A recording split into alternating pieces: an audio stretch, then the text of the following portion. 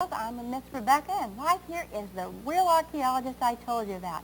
His name is Mr. Mike Taylor, and he is presently the director of Project Mitchellville in Hilton Head, South Carolina. Boys and girls, let's give him a big round of applause.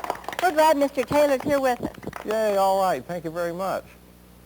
I'm here, I guess, basically because we're close to Thanksgiving, right? Partly. And there are a lot of things that we associate with Thanksgiving.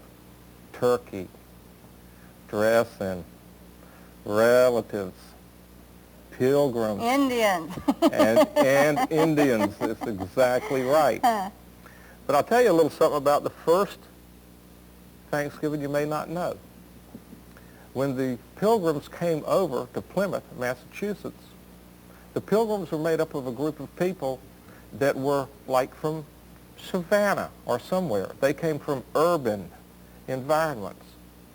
And one thing they didn't know how to do, that the Indians knew how to do, was to live off the land. So the Indians taught them? The Indians taught them how to live off the land. Therefore, after the first successful harvest that the Pilgrims had, they invited the Indians to sit down with them in thanks. Therefore, the term Thanksgiving. Now, the Indians lived off the land, but they lived off the land in a way that we really can't even do anymore, because there's not enough game, there's not enough birds, there's not enough things like that. There's not enough fish in the streams really to feed the entire population, is there? So we're now kind of agricultural. But the Indians, in living off the land, used what was around them when they needed to accomplish a task, and they had to make a tool to accomplish that task. They used what was around them. Now, you've got a lot of wonderful things over there, Mr. Taylor. Show us what you have. I have some things here that go back for 10,000 years. 10? That's older than I am. It's almost as old as I am. But this is a portion of a tooth. Wow. From a mastodon. Have you seen pictures of these hairy elephant-looking creatures? All right. Early man here in the United States hunted these mastodon and other large animals that are now extinct. That must have been as big as an elephant. It was as big as an elephant. As a matter of fact, it was a type of elephant. And they stood at least 14 feet tall at the shoulder. So it took a very brave man to hunt an animal with teeth that were that big, with spears that had points on them that were this long. Boy, that is tiny. And that would actually kill the animal? It took about 30. Took 30 of those? Took about 30, and it would wound the animal, and then the animal would be followed by the tribe until it got to the point of exhaustion and fell over, and then it died, and then they would butcher it. And they got up to 1 ton of meat from one animal. Wow, so that everybody had to shoot him at the same time so he'd die, huh? They followed him. and let me explain something. This was before the bow and arrow. The Indians had not invented the bow and arrow yet, but it fitted into spears. And a number of things I want to show you today called points. Where, just imagine that my fingers are a stick, and the Indians would split the stick down the middle, and then they would place the point in the split, and then using natural fibers and grasses and other things, they would tie this together so they would have a spear. Y'all understand what I'm saying? I think we could do that at home. You could do that at home.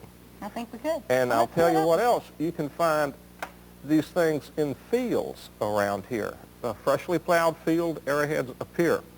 Now this is another arrowhead. It worked the same way, but it has these little notches. See the little notches? Okay, that's where the string wrapped around. Again, it was put in like this. And they just carved it out of the stone. About how old do you think that is? This is 9,500 years old. This is 9,500 years old? Yes, it is old. Wow. And it's a true spear point. A lot of things that you find or you see in museums that look like they're arrowheads or spearheads, they're really not. They're knives. Because Indians used stone to make anything sharp that they had to cut anything with. So if you have something like, you see something like this, it's a knife. And there are ways that archaeologists can tell, but today you're just going to have to take my word for it. Because this is a knife, and this is made out of what's called Savannah River agate. That's the kind of stone that's found right here in the Savannah River. So some Indian made this knife how many years ago? That is around 4,000 years old. Oh, this is only 4,000 years old, I see. And this is newer. It dates with an invention that the Indians made called pottery. Everybody's heard of Indian pottery. But this particular piece of pottery is one of the first pieces of pottery ever made in North America. And Mr. Taylor, it looks like they've got little thumbprints in here. They fit right on my thumb. That's why I like it. If you take a bowl at home and break it, it gives you pieces of the bowl. Well, this is just like the pieces of the bowl. This is a broken piece of a pot. Wow. And whoever decorated the outside of this 4,000 years ago used their own fingernail to make the impressions Mr. Taylor, along we the only had side. about 30 seconds. I can't believe it. You have one stone here that is, I know, 10,000 years old. Let's just show that very quickly. Well, you've seen that, but I want to show you the extremes. This is an axe, and this is an axe. Oh, my. A big one and a little one. And you've already seen the extreme. So Okay. just keep in mind that the Indians had a tremendous amount of variation in what they used as tools, and that they lived off the land, and they made tools that they needed to live off the land from the land itself. Wow, that was great. Let's give them a great big hand, boys and girls. Thank you, Thank Mr. you. Taylor. That's wonderful, and we'll look forward to hearing more about the Project Missionville. Boys and girls, stay with us. We have Miss Ann Osteen coming. She has got jewelry and all kinds of great things. She's terrific. We'll be right back.